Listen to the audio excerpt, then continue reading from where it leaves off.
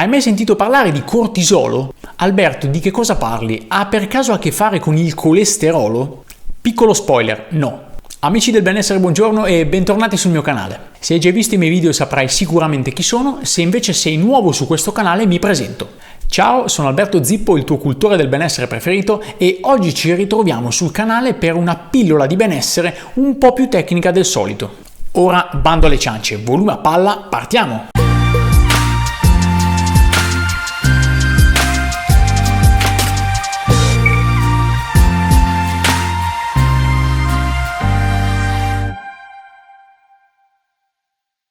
Oggi vorrei parlare di un argomento un po' tecnico, cercando di esserlo però il meno possibile. È un argomento importantissimo da conoscere e capire assolutamente quando si parla di benessere, soprattutto in periodi come questo dove i virus ci preoccupano quotidianamente. Nello specifico ti parlerò di cortisolo, ovvero ti accenno solo che può schizzare alle stelle quando per esempio discuti con il tuo partner. Scherzi a parte, è molto importante per il tuo benessere, credimi. Scopriamo insieme il perché. Innanzitutto partiamo con l'analizzare come si produce questa sostanza, il cortisolo, che ha conseguenze negative sul tuo organismo se è prodotto in maniera eccessiva e come possiamo fare ad abbassarlo in modo naturale. Il cortisolo è un ormone prodotto dalle ghiandole surrenali del nostro corpo. È conosciuto anche come ormone dello stress, proprio perché la produzione di cortisolo in genere aumenta a seguito di situazioni di forte stress, fisico e mentale, e al fine di incrementare la quantità di energia necessaria al nostro corpo. Al termine di questa fase i livelli di cortisolo si abbassano, tornando alla normalità.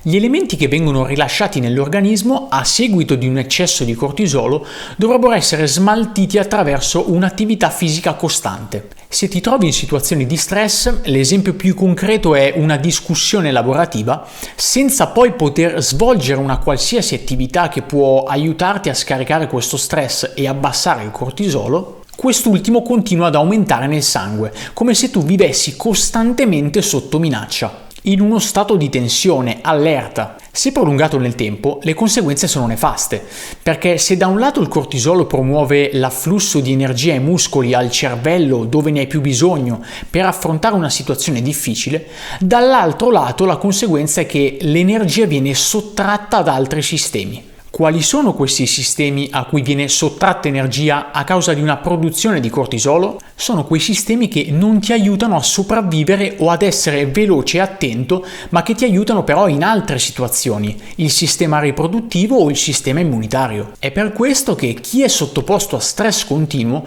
può sviluppare facilmente delle patologie croniche come tumori o patologie autoimmuni, dovute al fatto che il suo sistema immunitario subisce una carenza di forza e non ha più la capacità di affrontare né le tossine e né le alterazioni cellulari che normalmente è capace di distruggere e di ridurre al minimo senza poi portarti a conseguenze peggiori. L'aumento di situazioni stressanti, il consumo non corretto di caffeina e uno stile di vita sedentario rendono non solo difficile abbassare i livelli di cortisolo, ma continuano a stimolare il nostro organismo a produrne ancora di più. Per quanto riguarda gli effetti della caffeina sul cortisolo, ti rimando al video che ho pubblicato proprio sul caffè. Ci sono due tipi di stress che descriverò brevemente. Il primo è quello legato a un momento preciso, stress fisico, stress mentale, ma legato magari a una sfida che ti sei posto, a qualcosa che comunque ti fa piacere affrontare per motivi personali. È uno stress che ti porta alla produzione di cortisolo, ma che è limitato nel tempo e che porta benefici come alta concentrazione per raggiungere il tuo scopo. Il secondo è lo stress negativo, quello prolungato nel tempo e spesso mentale,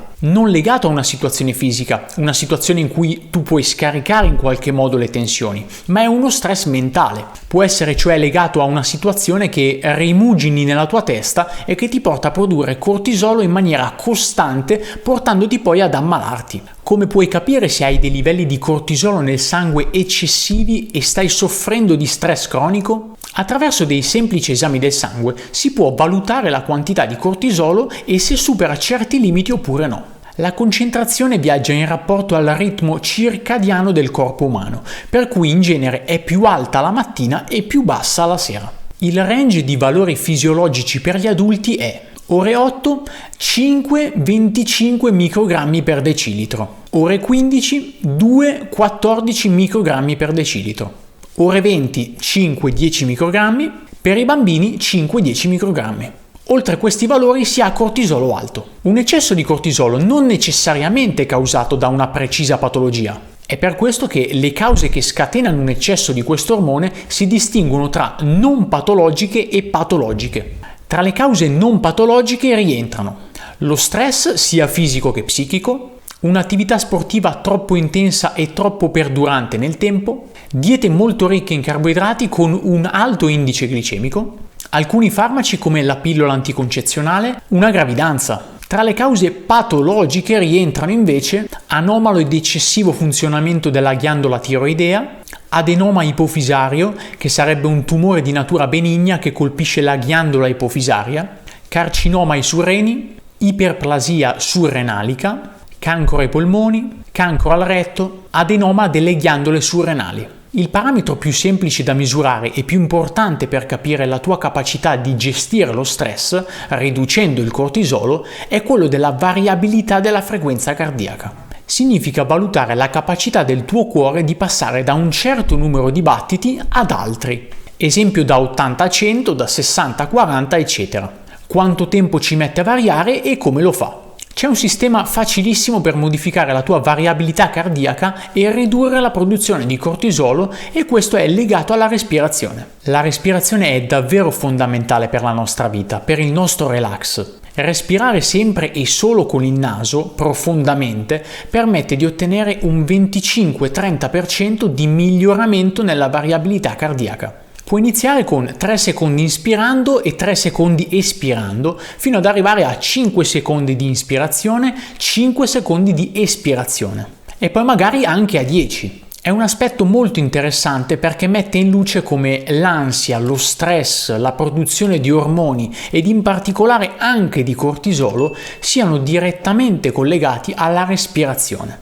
E quindi siano soprattutto anche sotto il nostro controllo cosciente. Che altro puoi fare a casa per abbassare il cortisolo nel sangue? Assumere potassio, migliorare la qualità del sonno, assumere vitamina D, questi sono solo alcuni degli accorgimenti. Dopo aver analizzato le cause e conseguenze di un aumento di cortisolo, vediamo quali sono i sintomi. Maggiore sensibilità al dolore. Quando i livelli di cortisolo rimangono alti per un lungo periodo di tempo, le ghiandole surrenali cominciano ad indebolirsi.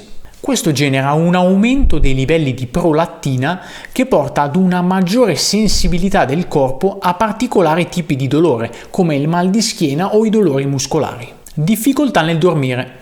I livelli di cortisolo sono portati a scendere di notte, permettendo così al corpo di rilassarsi e di ricaricarsi. Ma se ci sono troppi ormoni dello stress in circolo, questo meccanismo si inceppa. Così, anche se hai avuto una giornata particolarmente stancante, ti ritroverai facilmente a rigirarti nel letto tutta la notte, sentendoti nuovamente stanco il giorno successivo. Stanchezza cronica. Anche se nonostante tutto hai dormito bene, ti alzi ancora più stanco di quando sei andato a letto. Nel corso del tempo, alti livelli di cortisolo riducono l'attività delle ghiandole surrenali, predisponendo il tuo organismo a una sorta di stanchezza cronica. Stai ingrassando. Anche se pensi che stai mangiando in maniera corretta e che stai praticando sufficiente attività fisica, continui ad ingrassare. Questo avviene a causa del cortisolo che riduce la capacità dell'organismo di utilizzare il grasso presente nelle riserve al fine di produrre energia, favorendo l'accumulo soprattutto intorno all'addome. Stomaco sottosopra. Il sistema gastrointestinale è molto sensibile a ormoni come il cortisolo. Ti potresti quindi trovare ad avvertire nausea o bruciore di stomaco, reflusso gastroesofageo, crampi addominali, diarrea o costipazione. Il tutto a causa dell'aumento di stress che riduce la capacità di digerire i cibi e diminuisce l'assorbimento dei minerali. Inoltre il cortisolo inibisce la crescita della flora batterica nell'intestino. Sei facilmente soggetto a raffreddori e infezioni. Elevati livelli di questo ormone disattivano i naturali meccanismi di autoriparazione del tuo corpo, influenzando il funzionamento della ghiandola del timo, la cui attività consiste nel portare a maturazione vari tipi di linfociti atti a riconoscere e distruggere le cellule infette. Questo porta il sistema immunitario, perfettamente progettato dalla natura per mantenerci in buona salute, a lasciarci particolarmente vulnerabili. Ansia.